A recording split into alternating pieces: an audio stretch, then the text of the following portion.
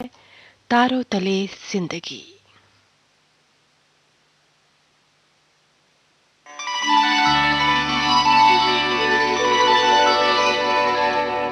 तारों तले जिंदगी। इस सीरीज में हम आपके लिए लेकर आए हैं हिंदी साहित्य जगत की कुछ चर्चित कहानियों और उपन्यासों पर केंद्रित नाट्य वाचन। इस कड़ी में प्रस्तुत है मुंशी प्रेमचंद का लिखा चर्चित उपन्यास मनोरमा।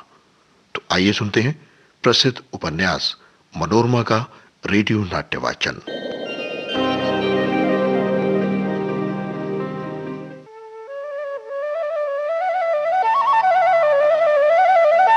शंखधर को बारात में देखकर राजा साहब घोड़े से कूद पड़े और शंखधर को गले लगाकर चक्रधर और अहिल्या के बारे में पूछा और शंखधर के साथ अहिल्या से मिलकर आंसू रोक ना सके। और अब सुनते हैं मनोरमा के रेडियो नाट्य वाचन की 56वीं कड़ी।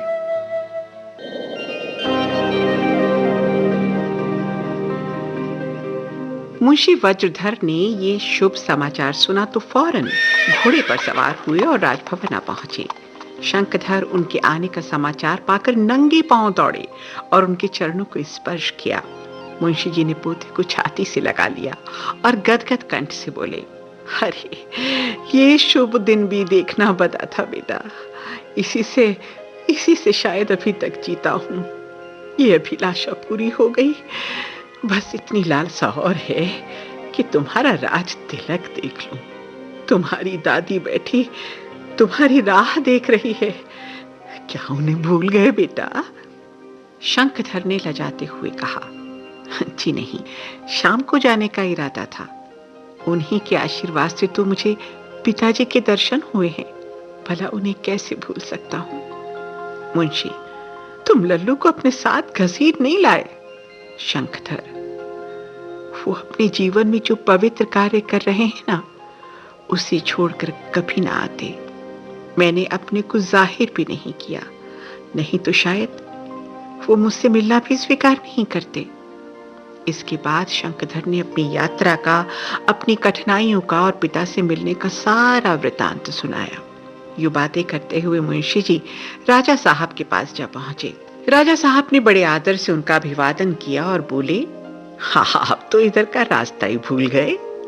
मुंशी जी, महाराज, अब आपका और मेरा संबंध और प्रकार का है। ज्यादा आऊं जाऊं तो आप ही कहेंगे, आप यहाँ क्या करने आते हैं?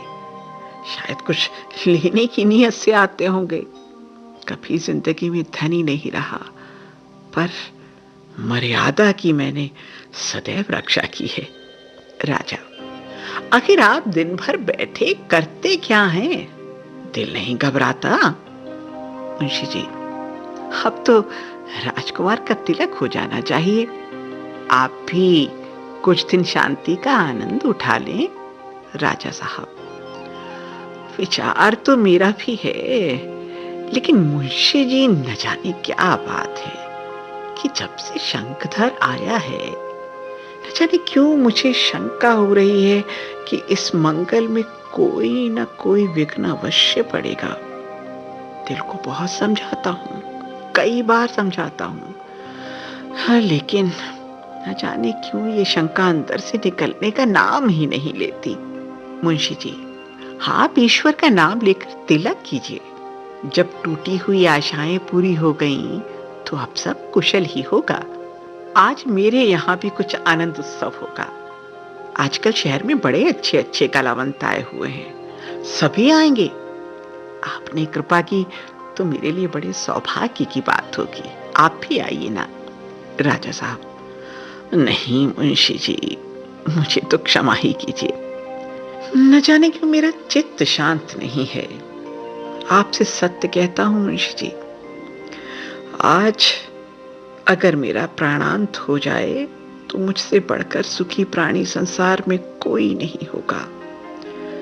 शोक की पराकाष्ठा देख ली, आनंद की पराकाष्ठा भी देख ली। अब कुछ और देखने की आकांक्षा नहीं है। डरता हूं कहीं परड़ा फिर ना दूसरी तरफ झुक जाए। मुंशी जी देर तक बैठे राजा साहब को तस्कीन देते रहे।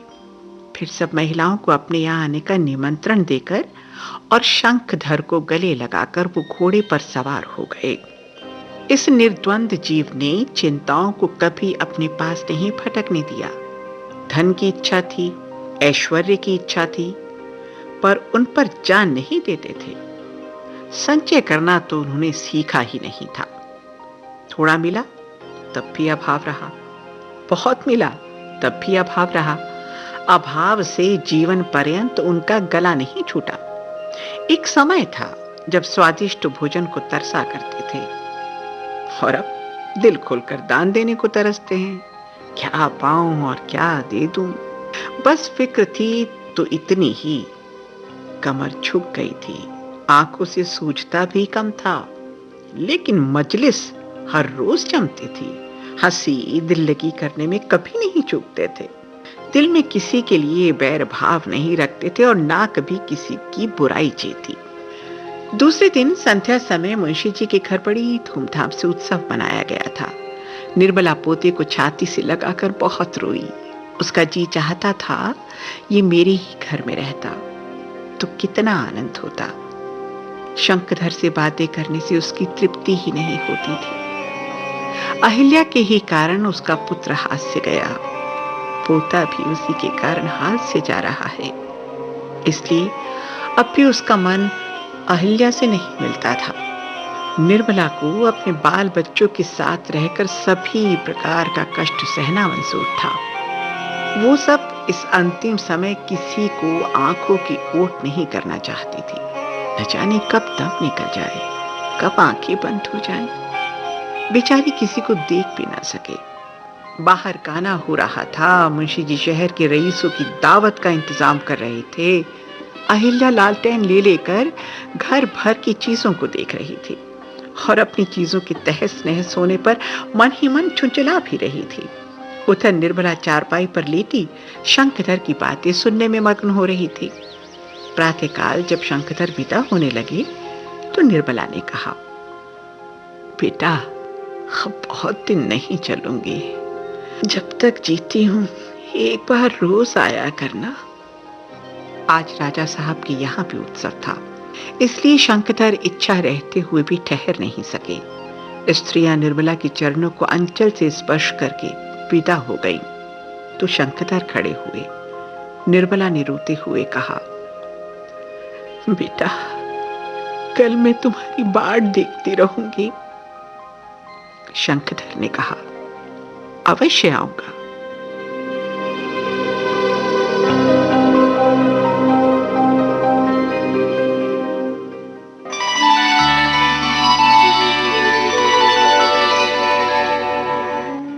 तारों तले जिंदगी क्रम में अभी आप सुन रहे थे मुंशी प्रेमचंद के लिखे उपन्यास मनोरमा का रेडियो नाट्य वाचन। स्वर डॉक्टर ऋतु राजपूत का था और प्रस्तुतकर्ता थी काजल सूरी।